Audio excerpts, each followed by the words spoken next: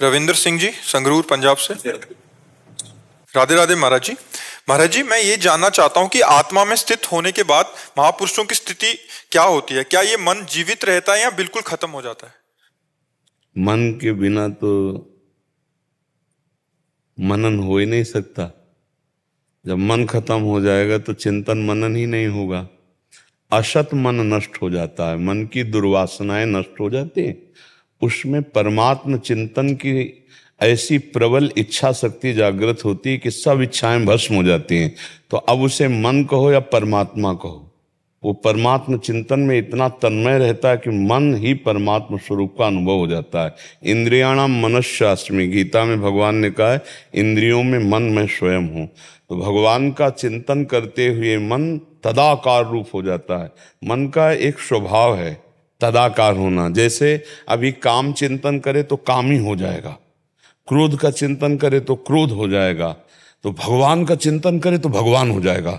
मन मन नहीं रहा, मन कृष्णमय हो गया, राममय हो गया। अब उसे मन कहो या राम कहो, उसमें किंचन मात्र अंतर नहीं है। पर बिना मन की सत्ता के भजन नहीं हो सकता, बिना मन की सत्ता के मनन नहीं हो सकता। आत्म स्वरूप का कोई मनन चिंतन नहीं होता, क्योंकि वो मेरा स्वरूप है। अगर हम उसका चिंतन मनन करते हैं तो मन को लेकर चिंतन चित्त से होता है, मनन मन से होता है, स्वीकृति अहम से होती है, निश्चय बुद्धि से होता है। अभी ये सब प्राकृतिक हैं। जब हम भजन करते हैं तो हमारा निश्चय भी भगवत स्वरूप होता है, परमात्म स्वरूप। हमारा चिंतन भी परमात्म स्वरूप होता है, हमारा मनन भी परमात्म स्वरूप होता है, और हमारी स्वीकृति भी परमात्मा की ही होती है। तो अंतःकरण जो है वो परमात्म स्वरूप हो। अब समझ पा रहे ना, पूरा अंतःकरण परमात्म स्वरूप हो जाता है। जैसे विषयी पुरुष का पूरा अंतःकरण विषय में होता है, चिंतन विषय का, निश्चय के विषयों में सुख है, स्वीकृति कि मैं भोगा मैं भोगूंगा, पूरा अंतःकरण मनन भी उसी का। तो मन बुद्धि चित्त अहंकार ये विषयी पुरुष का प्रकृति से संबंधित होने के कारण विषयाकार होता है, और भक्त का भगवान से संबंधित होने के कारण भगवदाकार होता है। जहां अंतःकरण भगवदाकार हुआ वो आत्मस्वरूप को प्राप्त महापुरुष हो जाता है। जैसे दर्पण है, तो जब तक दर्पण है तब तक हम और दर्पण दो दिखाई दे रहे हैं, उसमें प्रतिबिंब, और दर्पण खींच लो तो केवल मैं बचा। तो जब अंतःकरण अपने धर्म से रहित हो गया, चिंतन मनन निश्चय स्वीकृति ये सब परमात्म स्वरूप होकर शांत हो गए, तो बचा आत्मस्वरूप। वही जो अचिंत्य है, जो निराकार है, जिसका कोई आकार नहीं, वही स्वरूप हमारा है। उसका चिंतन नहीं होता, वो स्वरूप है हमारा। चिंतन इसी मन से होता है। इसमें कोई संशय है आपको? जी महाराज जी, अगर पूर्ण अवस्था में अकेली आत्मा ही रह जाती है तो संत जन दुनियावी कामकाज कैसे करते हैं? एक जैसे लोहे का बड़ा चुंबक हो तो लोहे के हर यंत्र अपने आप संचालित होते हैं। चुंबक का कोई संकल्प नहीं है, पर वो उसमें हिलन डुलन होगा। तो आत्मशक्ति चैतन्यमय है, महाचैतन्यमय। अब पूर्वाभ्यास उसका जैसे रहा है, अब मिठाई है, भोजन सामने रखा गया, उसमें उसका मिठाई का अभ्यास रहा है, स्वभाव रहा है, तो मिठाई पाएगा, पर उसका कोई आसक्ति नहीं है अपने आप। गीता जी में 5वें अध्याय में लिखा हुआ, वो सूंघता हुआ, खाता हुआ, पीता हुआ, चलता हुआ, उठता बैठता हुआ भी कुछ नहीं करता है, क्योंकि वो उसका दृष्टा देख रहा है। ये शरीर 3 गुणों के द्वारा संचालित होकर उसी आत्मशक्ति से चल रहा है। एक है अहंकार से करता है, मैंने ये किया मैं करूंगा, और एक देख रहा है माया के द्वारा हो रहा है। भक्त देख रहा है भगवान के द्वारा हो रहा है, ज्ञानी देख रहा है माया के द्वारा। गुणानुगुण वर्तन्ते मनुष्या पार्थ सर्वसा, ये ना अभी आप चला रहे हैं और न सिद्ध होने के बाद आप चलाएंगे। अब भी ये माया के द्वारा चल रहा है, लेकिन अहंकार आप किए हैं कि मैंने देखा, मैंने सुना, मैंने भोगा, तो फिर उसका दंड मिल रहा है कि हमारा बार बार जन्म, बार बार मरण हो रहा है बिना किसी संकल्प के। जैसे कैसे जीवन चलता है, तो जैसे अच्छी ढलान पे इंजन बंद कर दिया जाए और ब्रेक छोड़ दी जाए तो गाड़ी रफ्तार से चल देगी। ना पेट्रोल खर्चा हो रहा है, ना इंजन चल रहा है, आराम से फ्री गाड़ी चल रही है। तो सिद्ध पुरुष की फ्री गाड़ी होती है। जो अहंकार है वो परमात्मा स्वरूप हो गया। और अब वो परमात्मा स्वरूप में स्थित होकर इस शरीर का राग रंग छोड़ दिया। अब जैसे ढलान में गाड़ी चल रही, ऐसे स्वभाव संस्कारवश जीवन यात्रा चल रही, और जहां खत्म हुई तो पहले ही अपने स्वरूप में था, उसको कोई बंधन नहीं। लेकिन संसारी पुरुष अहम से चला रहा है, मैं करता हूं, मैं ऐसा करूंगा, मैंने ये किया, मैं ये भोगा, मैं ऐसा देखूंगा, ऐसा चला रहा है। तो सिद्ध महापुरुष के शरीर की जो चेष्टाएं हैं वो भगवत स्वरूप अपने आप होती रहती हैं। जैसे यंत्रवत कठपुतली नाचती रहती है, उसमें कोई अहम नहीं है कि मैं दाएं नहीं मुड़ूंगी, बाएं मुड़ूंगी, ऐसा नहीं करूंगी, ऐसा वो कुछ नहीं कह सकती, वैसे नाचती। तो यंत्रारूढ़ान मम माया, ये जो तीन शरीर हैं, स्थूल सूक्ष्म कारण, ये माया से संचलित हैं, और वो महापुरुष अपने स्वरूप में स्थित है। अब मायाकृत शरीर से, चूंकि वो बच्चा अवस्था से अभ्यास किया परमात्मा का, तो अब उसकी सारी चेष्टाएं होंगी, पर अधर्म की चेष्टाएं नहीं होंगी, पाप की चेष्टाएं नहीं होंगी। वो अशुद्ध भोजन नहीं करेगा, वो अशुद्ध वार्ता नहीं करेगा, वो अशुद्ध क्रियाएं नहीं करेगा, पर क्रियाएं उसकी हो रही, वो करता भी नहीं है। ऐसा नहीं कि सिद्ध पुरुष हो गया तो मनमानी आचरण हो रहे हैं उसके शरीर से, ऐसा नहीं हो सकता है, पर वो करता नहीं है। अब चूंकि ये स्थिति है तो अनुभवगम्य है। अब ये ऐसे बाहर से शब्दों में उसको अनुभवगम्य भजें जय संता, ये अनुभव का विषय है कि वो शरीर चल रहा है। जैसे कई ऐसी बातें हैं जो हम नहीं करते हैं, अब भी श्वास स्वाभाविक आ जा रही, नेत्रों की पलकें स्वाभाविक प्रक्रिया हो रही है, अन्न हम पाते हैं, पच स्वाभाविक जाता है, हम पचाते हैं क्या, स्वाभाविक है। बहुत सी ऐसी बातें इस शरीर में जिनको हम कर्ता अपने को नहीं मानते, स्वाभाविक हो रही। तो जितने को कर्ता मानते हो वैसे भी स्वाभाविक हो रहे। तीन गुणों का चक्र, तमोगुण, रजोगुण, सतोगुण। तमोगुण है तो राक्षसी प्रवृत्ति है, रजोगुण है तो राजसी सात्विक प्रवृत्ति है। लेकिन जो सतोगुण, रजोगुण, तमोगुण से जीता हुआ सिद्ध महापुरुष है, इन पर जो विजय प्राप्त कर लिया है, तो शरीर की चेष्टाएं वैसी होती जैसे उसका बचपन से संस्कार पड़ा है, लेकिन वो करता नहीं रह जाता है, वो आनंद स्वरूप में अपने स्थित रहता है। उसकी सारी क्रियाएं निष्क्रिय होती हैं, करता नहीं होने के कारण उसको कोई भी, जैसे कोई चींटी मर गई, कोई अपराध बन गया, तो अब उसको दंड नहीं मिलेगा, और बहुत बड़ा लाभ हो गया, भंडारा हो गया, सबकी सेवा, उसको कोई पुण्य नहीं होगा। पुण्य और पाप दोनों से उठा हुआ उस सिद्ध महापुरुष के द्वारा चेष्टाएं होती रहती है, क्योंकि वो अहम से रहित महापुरुष है, स्वाभाविक चेष्टा हो रही। जैसे भगवान परशुराम जी ने 21 बार क्षत्रियों का विनाश किया, 21 बार पूरा, और वो तो भगवान के अवतार सिद्ध पुरुष है। तो भगवान को जो प्राप्त हो जाते हैं वो भगवत स्वरूप हो, ब्रह्मविद ब्रह्मवि भवति। जो परमात्मा को प्राप्त हो जाते हैं परमात्मा स्वरूप होते हैं, देखने में केवल मानव होते हैं। तो मानवकृत शरीर से चेष्टाएं माया के द्वारा होती रहती है। जैसे गुण है ना, सत्वगुण, रजोगुण, तमोगुण, इसके द्वारा हो रही, और शक्ति उसको आत्मा से मिल रही, पर वो निर्विकार है, वो चैतन्य घन है, वो संकल्प विकल्प रहित है, वो कर्ता भोक्ता भाव रहित है। जब तक कर्ता भाव है तब तक भोगना पड़ेगा जीव को, और जहाँ कर्ता भाव हो जाता है तो चेष्टाएं वैसे ही होती है। अब जैसे सिद्ध पुरुष को शौच लगेगी तो रसोई में नहीं हो देगा, वो शौचालय जाएगा। तो कह दे इतना ज्ञान है, हाँ तो कोई वो मूर्ख थोड़ी हो गया है, वो ये देख रहा है कि शरीर शौच हो रहा है, मैं थोड़ी शौच हो रहा हूं। भूख लगेगी तो जब उसके सामने अभक्ष्य पदार्थ रख दिए जाएंगे वो नहीं खाएगा, लेकिन योग्य पदार्थ रख दिए जाएंगे वो पा लेगा। वार्ता करनी है तो वार्ता योग्य हो रही है, पर मैं थोड़ी कर रहा हूं, हो रही है, ये हो रही है। तभी कई बार जैसे वो कहते हैं हम आपको पहचान गए, तो हम कहते हैं हमें नहीं पहचान गए आप। अगर पहचान लोगे तो जानत तुम्हें हो जाए, फिर तुम भी वही हो जाओगे। अभी तुमने बाहरी ढांचे को पहचानने की बात की है, अंदर के स्वरूप को थोड़ा, अंदर हमारा और तुम्हारा एक है। अंदर जैसे 1000 घड़े रखे हों और उसमें सूर्य का प्रतिबिंब पड़ रहा हो तो 1000 सूर्य हो गए क्या? ऐसे करोड़ों असंख्यों घड़े हैं, इनमें परमात्मा तो एक ही है, एक ही ईश्वर है। घट घट में एक, ये घट है, हर ये घड़े हैं, इन घड़ों में एक ही परमात्मा रमा हुआ है, दूसरा कोई नहीं। महाराज जी, आपके चरणों में कोटि कोटि नमन। गुरुदेव, कुछ भी ना होने पर भी ये अभिमान बना रहता है, अपनी नकली विनम्रता का अभिमान, कम करने की कोशिश का अभिमान, ये एहसास भी भगवान की कितनी कृपा है इसका अभिमान, फिर ये डर लगता है कि भगवान जब कृपा करेंगे ये अभिमान तोड़ेंगे तो मैं इसको सह पाऊंगा या नहीं सह पाऊंगा, उसका। हाँ, ये बात तो सही है, ये डर तो होना ही चाहिए। क्योंकि जब ऑपरेशन का नंबर आता है तो सबके हृदय कांप जाते हैं ना। तो ये बहुत बड़ा फोड़ा है। संस्कृति मूल शूल प्रदनाना, सकल शोकदायक अभिमाना, ताते करें कृपा निधि दूरी, सेवक पर ममता अति भूरी। ये संस्कृति का मूल अविद्या का स्वरूप ये अहम जो है, ये बहुत खतरनाक है। यही हमें भगवान से मिलने नहीं देता। तो ऐसे अगर इसे हम विचार पूर्वक देखें तो इसमें केवल कृपा ही कृपा दिखाई देती है। अभिमान करने का तो कहीं हमें कोई सूत्र ही नहीं समझ में आता कि अभिमान हम क्यों करें। तो जो अभिमान ना करने का अभिमान, वो भी अभिमान ही तो है ना। जैसे हम किसी पद के प्राप्ति का त्याग करते हैं वाहवाही सुनने के लिए, जैसे कोई हमें चीज मिले, हम उसका अभिमान की धन्यता, और तो उसमें भी अभिमान छुपा होता है कि सब लोग वाह वाह बड़े त्यागी हैं आदि आदि में।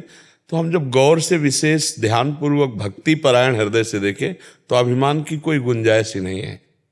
जो दैन्यता है वो ठाकुर जी के आश्रय से आई है।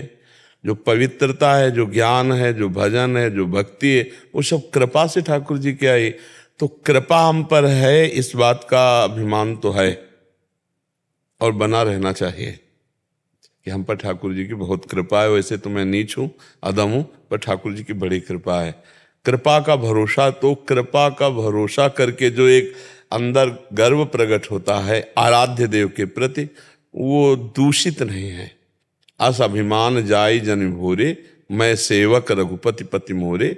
मेरे परम प्रीतम प्रभु जुगल सरकार हैं और मैं उनका सेवक हूँ, ये गर्व है हमें। तो ये गर्व तो प्रशंसनीय है।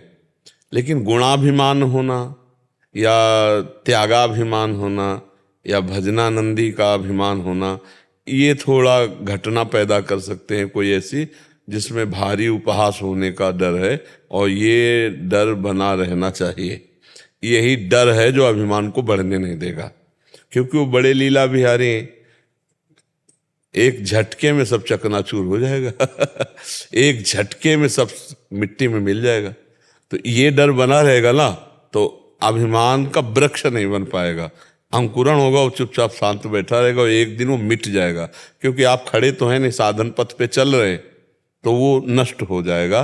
पर ये बड़ी उत्तम विचारधारा है कि अपने किंचन मात्र दैन्य आदि भाव के भी अभिमान को हम देख पा रहे हैं। चोर को अगर हम चोर समझ कर देखेंगे ना तो हम बच जाएंगे, और चोर को जब मित्र समझ के देखेंगे तो लुट जाएंगे, पिट जाएंगे, फिर वो हमें लूट सकता है। तो ये हैं काम क्रोध लोभ मोह मद मत्सर, ये ठग हैं और यही लूटते हैं। जब हमारे हृदय में दिखाई दे रहा कि इस बात का मद है, गर्व है, अभिमान है, तो हम सावधान हो जाते हैं। जब हम सावधान हो जाते हैं तो ये बढ़ नहीं पाएंगे, और जब हम असावधान होते हैं तो इसका हमारे अंदर ऐसा विस्तार होता है कि हम दूसरों पर दोष दर्शन करते हैं, फिर उसका पतन होने की गुंजाइश रहती। गुंजाइश पतन होने की इसलिए रहती कि भगवान को अच्छा नहीं लगता है। तो या तो ऐसे लक्षण देखकर भगवान से प्रार्थना करे कि प्रभु अब जैसे हैं आपके हैं, हमें डर लग रहा है कि आप कोई ऐसी लीला न कर देला जो मैं सह न पाऊँ, तो नाथ इसको हटा दो। प्यार से भी तो हट जाएगा। अभी फोड़ा ऑपरेशन लायक नहीं है, अभी इंजेक्शन से दब जाएगा। तो भगवान अगर थोड़ा ज्ञान स्फुरित कर दिए तो शांत हो जाएगा, और जब विशाल बन जाता है तब भगवान को ऑपरेशन करना पड़ता है। विशाल इस कोटि का होता है कि समझाने से नहीं समझ में आता। जैसे देवर्षि नारद जी को यह अभिमान हो गया कि हम काम विजयी हैं, काम मलय मारुत अप्सराएं सब बसंत ऋतु ये सब उपस्थित हुए, और देवर्षि नारद को लुभाने की कोशिश की। वो भगवान के चिंतन में ऐसे डूबे कि कोई फर्क ही नहीं पड़ा। फिर कामदेव साष्टांग दंडवत हुआ, उनका डरो मत, जाओ हम तुम्हारा अहित नहीं करेंगे। अब बड़ा अंदर, अब विजय, काम पर विजय प्राप्त बहुत बड़ी बात होती है ना। भगवान शंकर के पास गए इसलिए कि भगवान शंकर ने तो काम को भस्म कर दिया था, और हमें क्रोध भी नहीं आया, तो मतलब हम कहीं ना कहीं अहम स्फुरित हो गया। तो भगवान शंकर ने कहा देखो आप भगवान के भक्त हो, काम विजय प्राप्त करना कोई बड़ी बात नहीं है। हमारे सामने तो चर्चा कर दी, लेकिन हरि के सामने मत करना। मना किया शंकर जी ने, तो भी नहीं समझ में आया, क्योंकि अहम अब बड़े जोर का हो गया, क्योंकि बहुत बड़े योद्धा को परास्त कर दिया ना काम को। अब सीधे हरि के पास गए, प्रणाम नमस्कार हुआ, सीधे चर्चा काम की कर दी कि काम विजयी, हमने काम को परास्त कर दिया प्रभु आपकी कृपा से, ऐसे कहा। लेकिन वो कृपा शब्द बहुत हल्का था, बात अंदर गर्व की थी। तो भगवान ने कहा नारद जी आपने काम परास्त कर दिया, ये तो कोई आश्चर्य की बात नहीं, आपका जो स्मरण करें वो काम विजयी हो जाए। तो मानो बढ़ती आग में पेट्रोल डाल दिया गया हो। नारद जी ने कहा जी प्रभु आपकी कृपा है से, अच्छा चला जाए। भगवान ने कहा अच्छा। और रचती रास्ते में माया तुमने कई बार सुनाया है। फिर नारद जी को ब्याह नजर आया कि अब ब्याह हो जाए, भजन साधन तो कुछ होगा ले, पर भगवान ने बचा लिया मरकट रूप दे करके, वो बड़ा प्रसंग है। तो जब हमें कोई अहंकार किसी विषय का हो जाता है तो भगवान उसको समझाने के लिए हमें साधु संग देते हैं। अगर हमें आज समझ में आ जाए तो फिर ऑपरेशन की जरूरत ही नहीं होती है। तिनकी संगति रहत जाति कुल मद सब नंसई। अच्छा आपका क्या है कि अपवित्र अहंकार नहीं है। अपवित्र अहंकार जैसे विद्या का, धन का, बल का, पद का, ये अपवित्र अहंकार है। आपका पवित्र अहंकार है भगवान के प्रति दैन्यता। तो इसका मतलब ये मिटने में देर नहीं लगेगी। पवित्र अहंकार ज़्यादा कठोर नहीं होता है। जैसे कि हम तो अधिक भजन करते हैं और ये संत होकर भी उतना भजन नहीं करते। देखो सब गुण हम में, लेकिन हम दैन्य हैं। ये पवित्र अहंकार है, मतलब ये ज़्यादा निंदनीय नहीं है। निंदनीय अहंकार जैसे पद का अभिमान हो जाना, बल का अभिमान हो जाना, विद्या का अभिमान हो जाना, रूप का अभिमान हो जाना, कई तरह के वो ये बड़े बड़े कठोर अपवित्र अभिमान है। ये भी बाधक है, लेकिन इनके मिटने में देर नहीं। थोड़ा सा ज्ञान का प्रकाश हो जाए तो ये नष्ट हो जाएंगे। ये तो डरना ही चाहिए, और जो डरता है वो बच जाता है। इसमें जो डरता है, यही डरप हमारे महाप्रभु हरिवंश चंद्र जो कहते, यही डरप हरिवंश हित जिनो भ्रमय गुण सलिल पर जी नामन मंगल लोक त्यों सुहरिपद भज न विलंब कर। इस डर से डरते रहो। किस डर से? ना जानो छिन अंत कवन बुद्धि घटय प्रकाशित छुट चेतन जो अचेत तेऊ मुनि भय विश्वासित पारासर सुर इंद्र कलप कामिनी मन फंद्या परिवदेह दुख द्वंद कौन क्रम काल निकंद्या। यही डरप हरिवंश हित जिनो भ्रमय गुण सलिल पर जी नामन मंगल लोक त्यों सुहरि पद भज न विलंब कर। इसमें पद में कह रहे हैं हरिवंश महाप्रभु कि हमारी बुद्धि का कोई भरोसा नहीं कि कब क्या कर बैठे। ना जाने छिन अंत कवन बुद्धि घटई प्रकार, किस क्षण में क्या रचना रच दे बुद्धि। अभी भगवान प्रिय लगते हैं, फिर को भोग प्रिय लगने लगे। अभी कुछ निर्णय कर रही, थोड़ी देर में कुछ निर्णय करने लगी। तो बोले इस बुद्धि का तो भरोसा मत करो और अपने साधन बल का गर्व मत करो। तुम्हारा साधन कितना होगा? बड़े बड़े नाम लेके कह रहे, पाराशर जी बहुत बड़े महापुरुष थे, जिनके सत्यवती के संयोग से श्री कृष्ण द्वैपायन व्यासदेव जी बोले ऐसे बड़े बड़े ऋषियों का मन चलायमान हो गया। देवराज इंद्र का मन चलायमान हो गया। गौतम ऋषि की जो पत्नी अहिल्या, उनके प्रति गलत भावना हो गई। पाराशर सुर इंद्र कलप कामिनी मन फंद्या परिवदेह दुख द्वंद कौन क्रम काल निक। तो इस बात से डरते रहो कि कोई भी घटना कभी भी हमारी बुद्धि कर सकती है। तो हमारी बुद्धि शुद्ध रहे, इसके लिए हम क्या करें? तो हम पहली बात तो डरें कि हम में इतना बल नहीं कि मैं माया से विजय प्राप्त करूं। और दूसरी बात, हर समय नाम जप, जी नामन मंगल लोक त्यों, तीनों लोक का मंगल कर। अगर नाम चलता रहा तो बुद्धि हमारी हमको धोखा नहीं देगी। होए बुद्धि जो परम सयानी तिन तन चितय ना नहीं जानी। अरे हमारा नाश हो जाएगा, मैं ऐसा कार्य नहीं करूंगा। तो बुद्धि सयानी होगी तो निकल जाएगी। तो सयानी बुद्धि किसे कहते? ईश भजन सारथी सुजाना।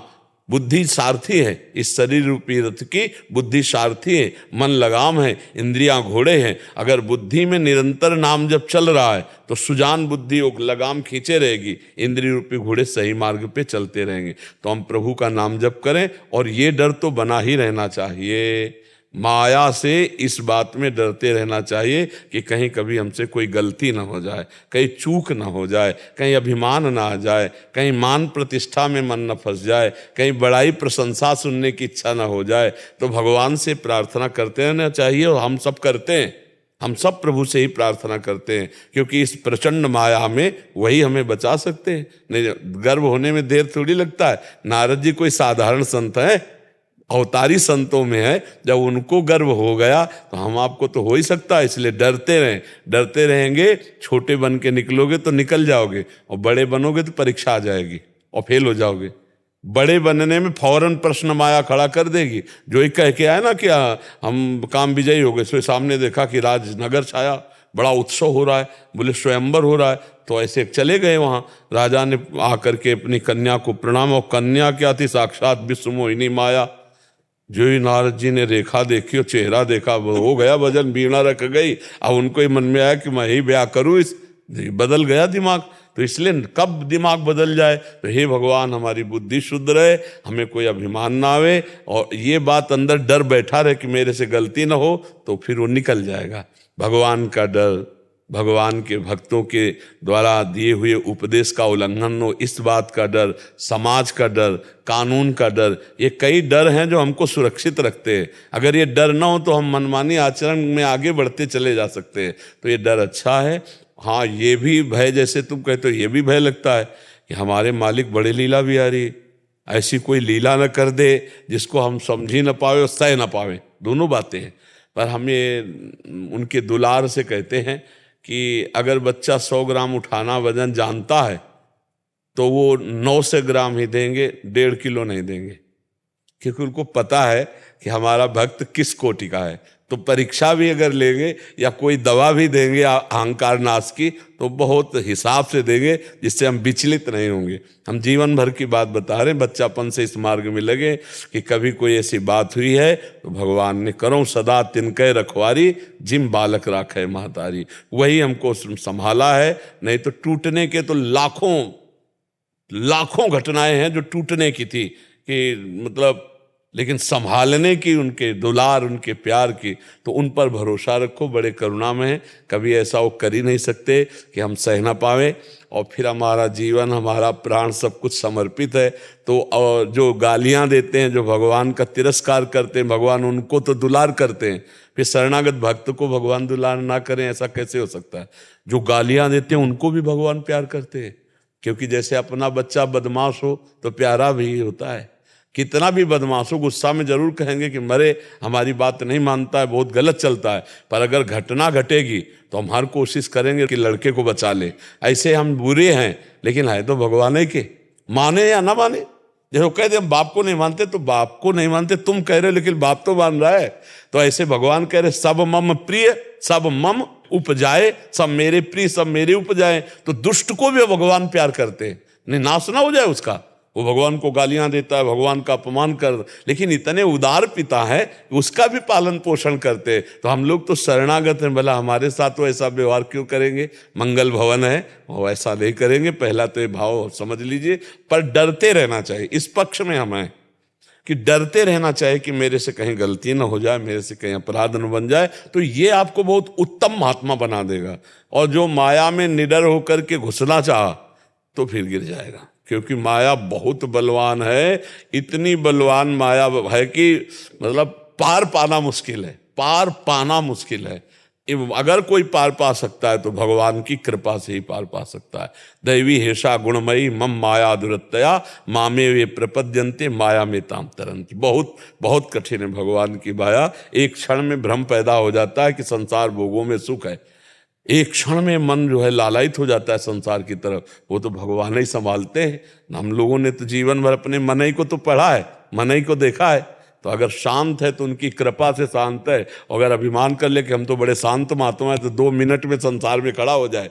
2 मिनट जब होंगे जब हम भ्रष्ट हो जाएंगे। ऐसी प्रबल माया भगवान की है। शिव विरंचिका मोह है को है बपुरा आन, अस जिए जान भजी मायापति भगवान। बड़े बड़ों को मोहित कर लेते, हम आप तो बहुत साधारण जीव हैं। तो भगवान के चरणों में रहें।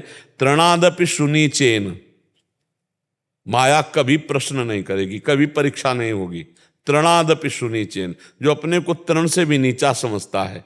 तरोरिव सहिष्णुना, जो वृक्ष के समान सहनशील होता है। और अमानिना मान देन, जो स्वयं अमानी रहकर दूसरों को मान देता है। कीर्तनिया सदा हरि, ऐसा हरि का कीर्तन करने वाले को कभी कोई बाधा नहीं होती। बाधा तभी होती जब हम कुछ बन जाते हैं।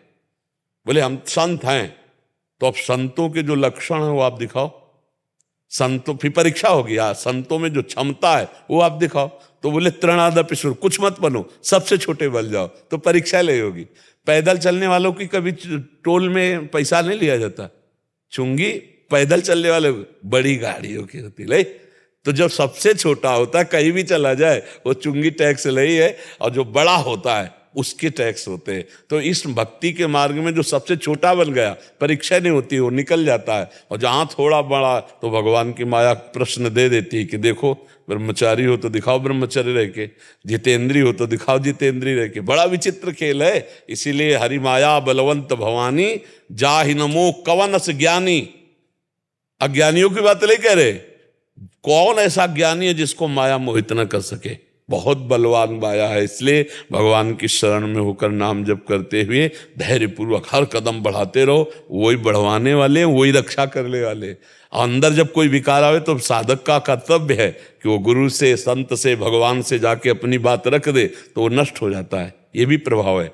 संत सदगुरुदेव भगवान से जब अपनी गलतियां रखते हैं सामने, तो हमको एक अमोघ बल मिलता है, और दूसरा उनके प्रभाव से वो गलती क्षय होना शुरू हो जाती है। उसी समय से जैसे हम अपने पाप रखते हैं तो पाप नष्ट हो जाते हैं, हम पुण्य सभा में कहते हैं तो पुण्य नष्ट हो जाते हैं। ऐसे हम अपनी गलती जब संत गुरुदेव महात्माओं से रखते हैं तो उसका नाश हो जाता है, फिर वो क्षमता बढ़ने लगती है कृपा से। संदीप सिंह जी नोएडा से। श्री हरिवंश। गुरुदेव आपके चरणों में कोटि कोटि प्रणाम। महाराज जी, मेरा प्रश्न है कि हम सब प्रभु के अंश हैं, परंतु प्रभु से विमुखता के कारण उनसे विलग होकर 84 लाख चक्र में अनंत काल से भटक रहे हैं। गुरुदेव, काल चक्र में कभी ऐसा रहा होगा जब हम प्रभु में ही लीन होंगे, फिर हमारे अंदर ये विमुखता ऐसा कभी तक नहीं, अभी तक नहीं हुआ। जब से सृष्टि रची गई तब से आज तक हम प्रभु का ध्यान नहीं कर पाए, आज तक प्रभु का भजन नहीं कर पाए। इसका प्रमाण है, अगर भजन हुआ होता तो हमारा जब जन्म हुआ था तो उसी समय से भजन में लग गए होते। भले भगवत प्राप्ति नहीं हुई, लेकिन उसका अगला जन्म, जैसा शास्त्र सिद्धांत है कि जैसे हमने 100 बार नाम जप किया है जिंदगी में, भगवत प्राप्ति तो नहीं हुई, तो अगला जन्म जब होगा तो 101 बार से शुरू हो जाएगा, 99 नहीं होगा, क्योंकि भजन नष्ट होने वाला नहीं। तो कभी हम भगवान में लीन नहीं हुए। अगर भगवान में लीन हुए होते तो हम भगवान से विमुख नहीं होते। जब से पहला संकल्प हुआ सृष्टि का, तब से आज तक हम भगवान को भूले हुए हैं, आज तक। और अब जितना आपने भजन कर लिया है ये कभी छूटने वाला नहीं। देखो भरत जी ने भजन किया और फिर भजन एकदम छूट गया, हिरण का चिंतन होने लगा, हिरण से प्यार हो गया। परिवार की ममता जो छूटी थी अभी नष्ट नहीं हो पाई, वही ममता हिरण के बच्चे में हो गई। इतना प्यार हिरण के बच्चे से कि भगवान का चिंतन भजन सब छूट गया। तो अगला जन्म हिरण का हुआ, लेकिन हिरण के शरीर में भी उतना ही भजन शुरू हो गया जितना भरत जी के शरीर में था।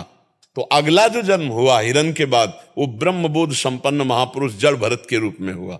तो अगर हमारा भजन हुआ होता, तो जैसे पूर्व जन्म में हमारा कुछ भजन हुआ होगा, तो हमें पक्का कह रहे, हमें जब शुद्धि हुई तो बस हमारे अंदर यही भगवान के नाम जपने की भूख, संतों से मिलने की भूख, नदी का किनारा, वृक्ष, एकांत, ऐसी मांग अंदर पैदा हो गई। और 9 कक्षा पढ़ते पढ़ते तो भाग पड़े संसार से। हमको किसी ने सिखाया थोड़ी, हमारी कोई समस्या थोड़ी थी घर से भागने की। बच्चे की क्या समस्या होती? पूर्व जन्म का भजन टिकने नहीं दिया और भगा दिया। भगवान के मार्ग में निकलो, भगवान के मार्ग। तो अगर भजन पूरा हुआ होता तो हम भगवत प्राप्त हो गए होते। भजन अधूरा था तो उत्तम ब्राह्मण के कुल में जन्म दिया, पवित्र आचरण जहां हो रहे थे, भक्ति का संस्कार पूरा था, सुबह से शाम तक खूब भगवान की चर्चा करने वाले, शंख घंटा नाद आरती पूजा के बाद भोजन प्रसाद मिलने, मतलब एकदम भागवतिक वातावरण, ऐसे कुल में जन्म दिया। और ऐसा वातावरण दिया कि बचपन से ही जो आग थी पूर्व जन्म की वो प्रज्वलित हो गई, भगवान के मार्ग में चले। तो भगवान के मार्ग में हम पीछे कभी नहीं चले और जन्मों में, क्योंकि अगर चले होते तो हमारा जो जन्म हुआ था हमारी भक्ति वैसे ही हमारा रंग लाती। तो जो आपने कहा कि हम कभी न कभी तो भगवान में तल्लीन हुए होंगे, कभी नहीं।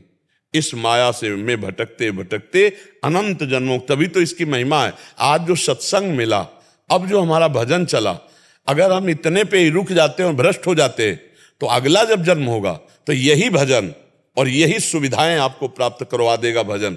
अच्छी भोग सामग्री, अच्छी व्यवस्था और अंदर से वैराग्य, उन भोगों से थोड़ा भी भजन कभी नष्ट नहीं होता, वो आगे बढ़ा देता है। तो इस सिद्धांत के अनुसार हम कह सकते हैं कि पीछे हम भगवान में कभी तन्मय नहीं हुए।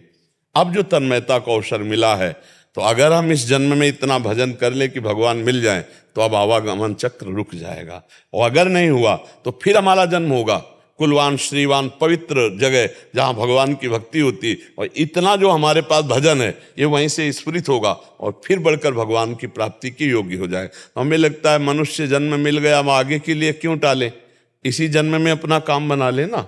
इसी जन्म में कैसे काम बनता है, हम विश्वास कैसे करें कि हमारा काम हो जाएगा, इसी जन्म में हमारा काम हो जाएगा, हम कैसे विश्वास करें। तो हर श्वास में यदि नाम चल रहा है, तो किसी भी श्वास में प्राण छूट गए तो हमें भगवान की प्राप्ति हो जाएगी। अंतिम श्वास का निर्णय होता है, फाइनल।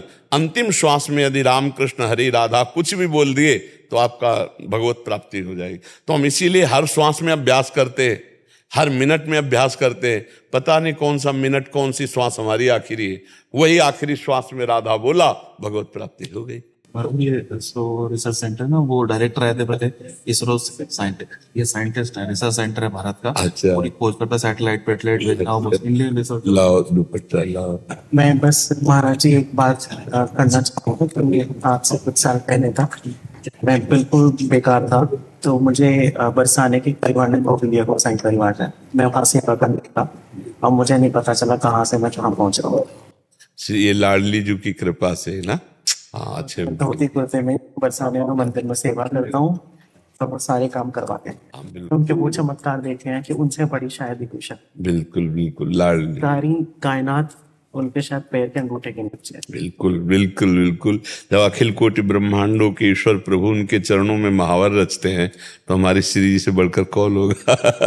अभी तक भी मेरा शादी नहीं हुई है, मैं बस अपनी माँ बाप की सेवा में रहता हूँ, देश की सेवा में रहती हूँ, और आपका आशीर्वाद। और आगे बढ़ते रहिए। देश की तरक्की हो, तो ये भारत देश दुनिया की सबसे शिखर पे पहुंचे जहाँ पे आज तक कोई ना पहुंचा। बिल्कुल। और वो दैवी शक्ति का आश्रय लेकर ही बढ़ा जाता है ना। भौतिकता की अगर कहीं विजय होती तो अध्यात्म के बल से होती, वो तो आप अच्छे से समझते हो ना। तो राधा किशोरी जी का स्मरण करते रहिएगा, उन्हीं का बल। जितनी भी शक्तियां हैं दिव्य, वो सब श्री जी के अंश से हैं, हमारी सबकी अंशी है हमारी लाडली जू। जितनी भी दैवी शक्तियां हैं सब श्री जी के अंश से प्रकट हैं। भोली भाली किशोरी जी है, पर इन्हीं की सब शक्तियां है, तो इन्हीं से सब शक्ति प्राप्त होती है। इन्हीं का चिंतन करते रहिए। और मैंने एक सबक ये लिखा है कि कभी भी अहंकार कुछ कैसे भी आ जाता है तो वो उसी वक्त निकालते हैं। हाँ बिल्कुल। सिंधु जी ऋषिकेश से। राधा वल्लभ श्री हरिवंश महाराज जी। गुरुदेव भगवान, आपके चरणों में कोटि कोटि प्रणाम। महाराज जी, जब हम 19-20 वर्ष के थे तब परिस्थितिवश मेरी गुरु दीक्षा हो गई। तब गुरुजी ने स्नेहवश मुझसे पूछा कि वचन दो, दूसरा गुरु तो नहीं करोगी। मैंने कहा नहीं महाराज जी, मैं नहीं करूंगी। बस उसके बाद गुरुजी से मुलाकात नहीं हुई। उनका शरीर शांत हो गया। जीवन में कदम कदम पर गुरु की कमी महसूस होती रही। 4 वर्ष पूर्व बरसाना में श्री जी को अपना गुरु मान लिया और वहां लिखे महामंत्र को अपना मंत्र। महाराज जी, आपका सत्संग यूट्यूब पर पिछले 3 वर्ष से सुन रही हूँ। आपके श्री मुख से सुना है कि आप श्री जी में हैं और श्री जी आप में हैं, तो श्री जी का साकार यहाँ विराजमान है, यहाँ चले आई। महाराज जी, इस भटकते हुए जीव के लिए आगे का मार्गदर्शन। महाराज जी, किसका प्रश्न है? नाम जप करो, श्री जी को गुरु माना है तो श्री जी का नाम जप करो, श्री जी के भरोसे पे रहो। पर मुझे ये समझ में नहीं आया कि ये कहने की जरूरत थोड़ी होती। गुरु तो ब्रह्म स्वरूप है। अगर ये शरीर आज नाशवान है, नष्ट हो जाए, तो हमें अगर आवश्यकता पड़े तो दत्तात्रेय जी ने 24 गुरु बनाए थे। नहीं, जब तक भगवत प्राप्ति ना हो जाए तब तक हमारे कदम रुकने नहीं चाहिए, बढ़ने चाहिए। और गुरु अखंड मंडलाकारम व्याप्तमेन चराचरम सब में व्याप्त है। तो जहाँ से हमें भगवत प्राप्ति की सहयोगी बातें मिले, जहाँ से हमें भगवत प्राप्ति का उत्साह बन रहा है, तो हम उनको गुरु भाव से देखेंगे, तभी तो उनकी बात मानेंगे। तो मुझे कुछ बात कम समझ में आई। नियम नहीं है जीवन में, इसलिए मैं देखो, नियम इसलिए नहीं है कि आप किसी गुरु का ठीक से संग नहीं किए, नहीं तो इन हर संत का नियम है, हर बच्चों का नियम है, हर शरणागत का नियम। फुर्सत ही नहीं है, फुर्सत ही नहीं है। यहाँ दम दम पे होती है पूजा, सर झुकाने की फुर्सत नहीं है। ऐसा हमारे किसी भी साधक से 2 बजे तो वहाँ सब पहुँच जाते हैं, रात्रि भर फूल बंगला बनता है, अखंड नाम कीर्तन चलता है, 1 मिनट के लिए किसी को फुर्सत यहाँ नहीं। जो गृहस्थ है उनको भी नहीं फुर्सत है, जो जुड़ गए, क्योंकि अष्टयाम सेवा श्री जी के, जब फुर्सत मिले तो श्री जी की सेवा, नहीं अपना नौकरी व्यापार किसानी। तो एक जब हम गुरु का वर्ण करते हैं तो उसके अनुसार हमारी दिनचर्या होती है। जैसे हमने बोला राम बोलो, अब तुम्हें किसी की जरूरत नहीं है, तो हमारी ऐसी निष्ठा बने कि राम में प्रीति हो जाए, राम नाम में प्रीति। इसके लिए हमें गुरु जी का बहुत सानिध्य चाहिए, उनका संग चाहिए। भजन न होई संग बिन, और भजन बिना नहीं प्रेम, छिन्हू भजन न छाड़िए धरिए या ध्रुनेम। तो साधु संग सबे संत गुरुदेव हैं, व्यासें अपरतीति। जिस संत से हमारा भाव भगवान से जुड़ जाए वही मानव जीवन की सार्थकता वाला गुरु है। नहीं, गुरु कोई सांसारिक संबंध जैसा थोड़ी है, गुरु तो भगवान से मिलाने वाला संबंध है। तो ये ना सोचे कि गुरु किसी व्यक्ति का नाम है। गुरु कभी सीमित शरीर में नहीं हो सकता, शरीर में सीमित कभी गुरु नहीं होता। हम कई बार कहा व्यक्ति कभी गुरु नहीं हो सकता, और गुरु कभी व्यक्ति नहीं हो सकता। गुरु साक्षात परब्रह्म तस्मै श्री गुरुवे नमः। तो अखंड मंडलाकारम व्याप्तम येन चराचरम, वो चर अचर में व्याप्त गुरुदेव है। जहाँ से गुरु की वाणी मिले वहाँ उसे स्वीकार करके भजन मार्ग में चल दो, भगवत प्राप्ति हो जाएगी। गुरु एक ही है, लेकिन वो अनेक रूपों में विराजमान है। ज्ञान हमको रखना पड़ेगा, तभी हम चल पाएंगे। तो प्रातः से लेके सायं तक, सायं से लेके प्रातः तक जब हमारी भागवतिक दिनचर्या होगी तभी गुरु रंग चढ़ेगा। अब ऐसे मन में आया तो ये जप लिया, मन में आया तो ये कर लिया, नहीं मन में आया तो नहीं किया, ऐसे नहीं चलता है। समर्पित चित्त होकर किसी एक संत की आज्ञा पर अपने जीवन को चला दे, बस। देखो, संत संग के लिए सावधानी स्त्री शरीर में रखनी है। उपदेश सुने और दूरी बनाकर अपनी साधना करें।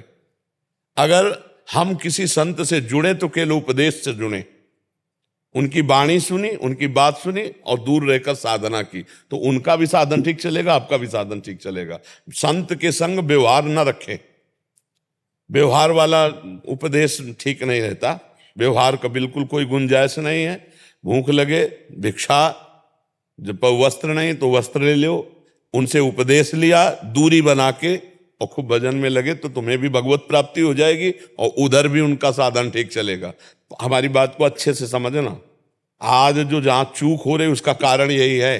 साधु महात्मा का केवल कर्तव्य है भगवान के दिव्य उपदेश देकर अलग हो जाए, भजन करे, और गृहस्थ का कर्तव्य साधु महात्माओं के दर्शन करे, उनके उपदेश सुने। जरूरत है तो रोटी दे दी, भिक्षा उनको दे दी, बस एकांत, तुम अलग भजन करो। गुरु का हृदय से ध्यान करो, गुरु के उपदेश को गुरु का संग मानो, नजदीकी पना मत बनाओ। उपदेश सुना, दूर से भजन। तो ये तो किसी भी संत से आप कर सकते हो, सब में गुरुदेव हैं।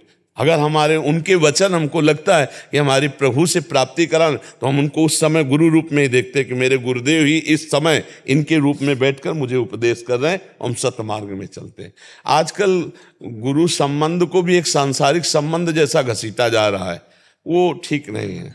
गुरु निरपेक्ष, कोई आसक्ति नहीं, और शिष्य आज्ञा का पालन करने वाला, और दोनों दूरी बना के। अगर दूरी बना के रहोगे तो आपकी कभी दोष बुद्धि गुरुदेव में नहीं होगी और आपका साधन बहुत बढ़िया चलेगा। और गुरुदेव का भजन बन रहा है, तुम्हारा भजन बन रहा है, यही है। और आप गए और औरों घाले, आप डूबो और दूसरे को भी डुबा दो, तो ये तो संग नहीं होगा।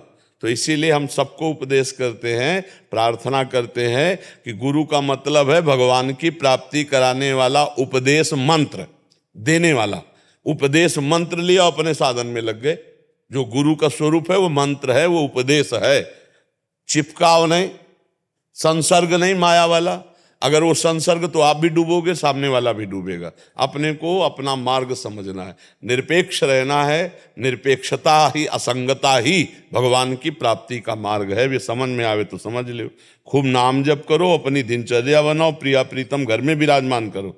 है प्रिया प्रीतम तो बस सुबह से लेकर शाम तक उनकी अष्टयाम सेवा। ना पता हो तो अष्टयाम के यहाँ ग्रंथ हैं, अष्टयाम का ग्रंथ ले लो, उसके अनुसार अष्टयाम सेवा करो, लीला गुणगान करो, नाम जप करो। बातें सुन ली ना, इसी को दिमाग में मान लो, इसी का गुरु को उपदेश। जरूरी है कि मतलब एक सांसारिक संबंध जैसा हम बनावें कि हमारे गुरुदेव नहीं, कुछ नहीं, दूर रह करके उपदेश सुनो, भजन में लग गए, सब काम हो जाए। समझ पा रहे हैं आप? महाराज जी, बरसाना में मैंने महामंत्र को ही अपना लिया और आपको जब सुनने लगे तुम राधा वल्लभ श्री हरिवंश जी भी करते हो, श्री राधा जी भी। जो नाम आपको प्रिय लगे वो खूब नाम जप करो। सब नाम हमारे प्रभु के ही हैं, अनंत नाम है उनके, जो नाम प्रिय लगे। हमारे को जैसे पूछोगे तो हमारा तो जीवन धन प्राण सर्वस्व सब कुछ राधा है। राधा वल्लभ श्री हरिवंश, राधा राधा राधा, यही हमारा जीवन है। खूब ये नाम जप करो और वाणी जी का चतुरासी जी ले लो, श्री जी को जस सुनाओ और मंगला से शयन तक की सेवा का अधिकार जितना कर पाओ आप वो ग्रंथ ले लो, वाणी जी ले लो, अष्टयाम सेवा वाली पद गाते हुए उनकी सेवा करो। किसी से मतलब मत रखो, उपदेश से केवल मतलब रखो, शरीरधारी किसी से मतलब मत रखो, तो आपका जीवन निकल जाएगा पवित्र। आपको कभी दोष नहीं होगा और आप कभी भजन से चूकेंगे नहीं। व्यवहार नहीं करना चाहिए, व्यवहार नहीं, दूर। बचपन से हमने ये सीखा है, सब हमारे और कोई हमारा नहीं। सब हमारे भगवान के नाते से और कोई हमारा नहीं, मतलब पर्सनल हमारा कोई नहीं है। हमारी श्री जी के संबंध से सब हमारे हैं। तो ऐसे जब परमार्थ में चला जाता है तो निर्दोष बुद्धि होती है। ज्यादा चिपकाव, ज्यादा नजदीकीपना दोष उत्पन्न करता है। इसलिए हर जगह सत्संग सुनो, दूरी बना के रखो। सत्संग से मतलब है हमें सत्संग भगवत प्राप्ति कराएगा। खास बात समझ लो, हम लाख उपाय करें, तुम हमारी बात न मानो, कभी भगवत प्राप्ति हम नहीं करा सकते। हमारी बात मान लो, लाख कोस दूर से हो, तुम्हारा कल्याण हो जाएगा। दूरी बना के रखो, खूब नाम जप करो, सत्संग सुनो। आजकल तो मोबाइल की कृपा है, घर बैठे सत्संग रोज का रोज आपको मिल जाएगा, जाने की जरूरत नहीं। जब कभी मौज आई, आ गई, दर्शन कर गई राधा वल्लभ जी के, बिहारी जी के, लाडली जी के बरसाने में। नहीं, अपने घर में भजन करो, उसी से भगवत प्राप्ति होगी। कहीं भागने की जरूरत नहीं। अगर कोई साथ है, बड़ी सुरक्षा है, तो तीर्थयाटन में जाओ, नहीं तो अपने घर में रहो। माताओं बहनों के लिए बहुत सावधानी का आजकल समय है। यह नहीं है कि हम थोड़ा भी अगर वो अचूक अवस्था में रहेंगे तो हमारे को धोखा मिल जाएगा, अश्रद्धा भी हो जाएगी, अश्रद्धा भी हो जाएगी। क्योंकि बहुत पाखंड और नाटकबाजी चल रही संसार में। कलयुग बहुत जो है बुरी तरह पाखंड और नाटक को फैला रहा है। अगर नहीं समझे तो पाखंड नाटक में फंस जाओगे, फिर संतों के प्रति दोष बुद्धि हो, फिर नहीं बनेगा।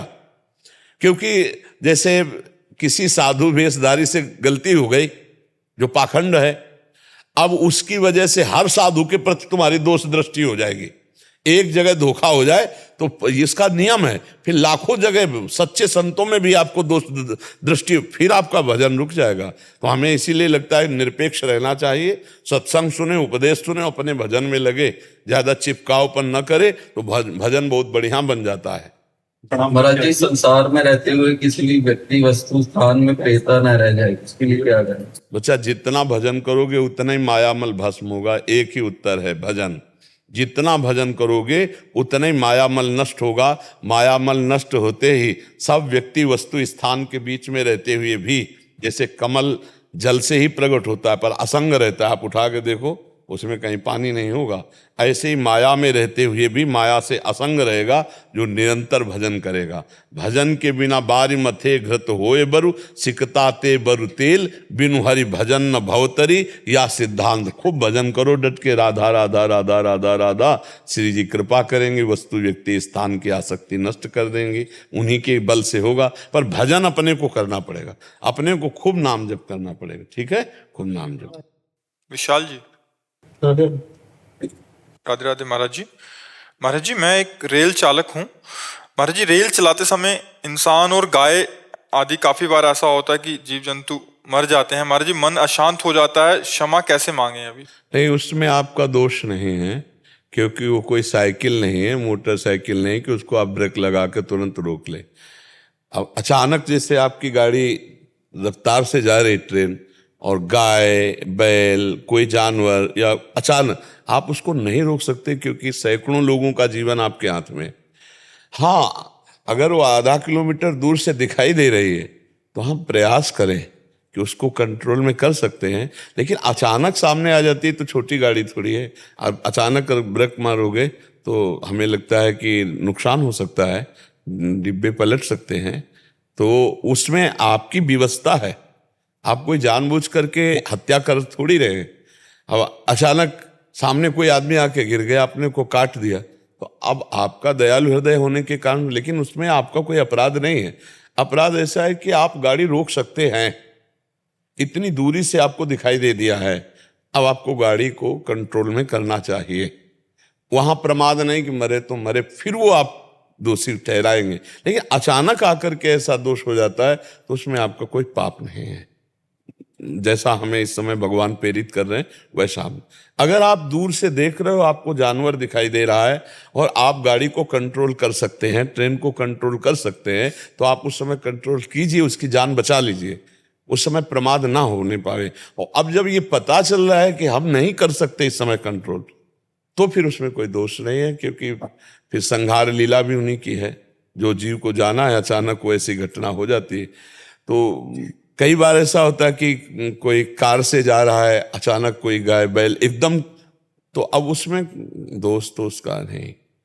हाँ, दूर देख रहे हैं फिर हम उस पर टक्कर दें वो बात अलग है। अचानक कोई आ जाता है जीव, तो हमें लगता है प्रायः कभी ऐसा हो कि दूर से दिखाई दे तो हार्न आदि देकर हटा देते हैं या ब्रेक मार देते हैं। नहीं, प्रायः घटना इसी में होती है कि जानबूझ करके एकदम आदमी कूद गया, दिखाई दिया नहीं, और वो तो ऊंची गाड़ी है, जानबूझ करके कूद गया तो आदमी मर गया, या अचानक कोई जानवर आ गया। अचानक आ जाने पर इतनी रफ्तार से जो ट्रेन है उसको रोकना बहुत बड़ी हानि कर देना है, क्योंकि डिब्बे हैं, डिब्बे में 150 लोग हैं, तो हर डिब्बे में 50-100 लोग तो होते ही होंगे।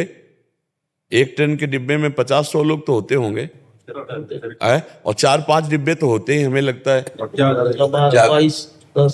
हाँ, तो आप सोचो कितने जीवों का, अगर एक जीव के बचाव पक्ष में गाड़ी कंट्रोल से रहित हो जाए तो कितने सैकड़ों हजारों आदमियों के खतरा हो सकता है। तो इसलिए इस पर आपका दोष नहीं है। आपको देखना है कि दूर से जब हम कंट्रोल कर सकते हैं तो उस जीव को बचा लें, और अगर नजदीक में ऐसा है कि जहां आप नहीं कर सकते वहां आप विवश हो, तो इसलिए ये विचार पूर्वक देख लीजिए। जो हम दूर का बचा सकते थे, प्रमाद के कारण हमने उसको मार दिया, तो उसमें तो दोष होगा।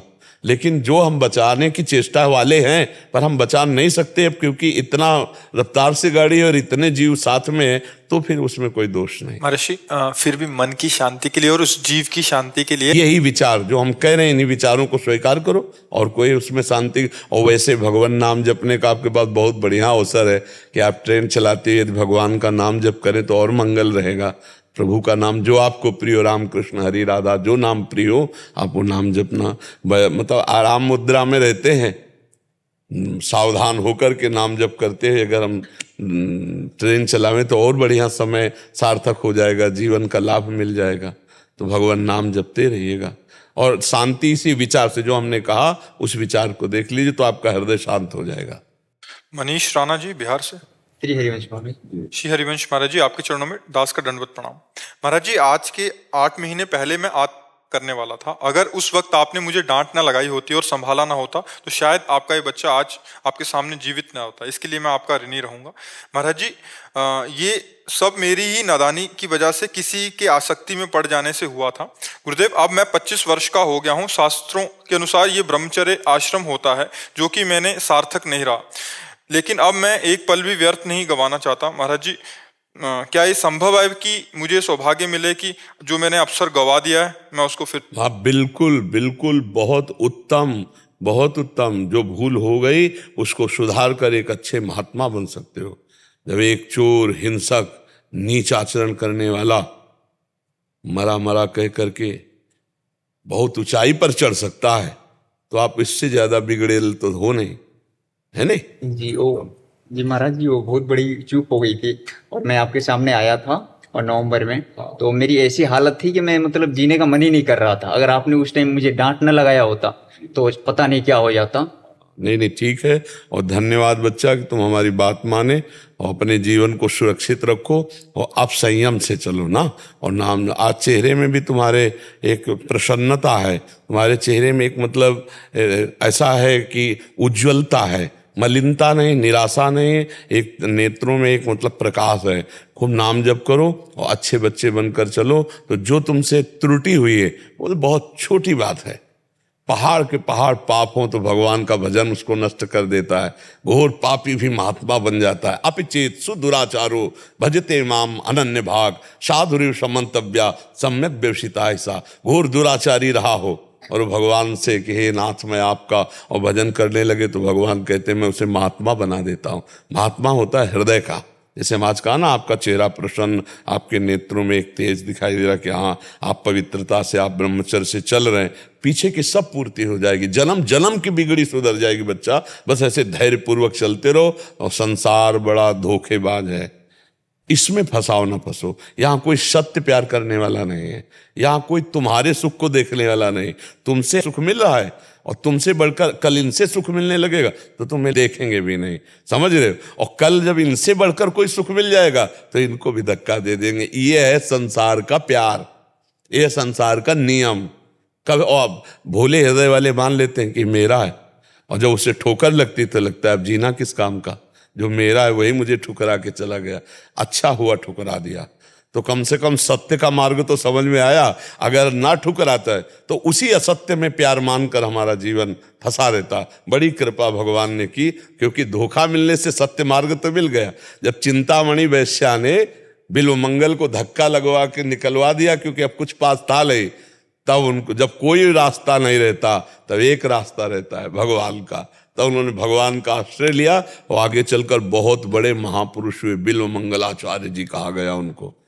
जहां वैश्यागामी वहां बिल्व मंगलाचार्य कहा गया। और भगवान श्री कृष्ण का साक्षात्कार किया और अद्भुत लीलाओं का गायन किया। तो आप भी भगवान के अंश हैं, कोई कमी थोड़ी।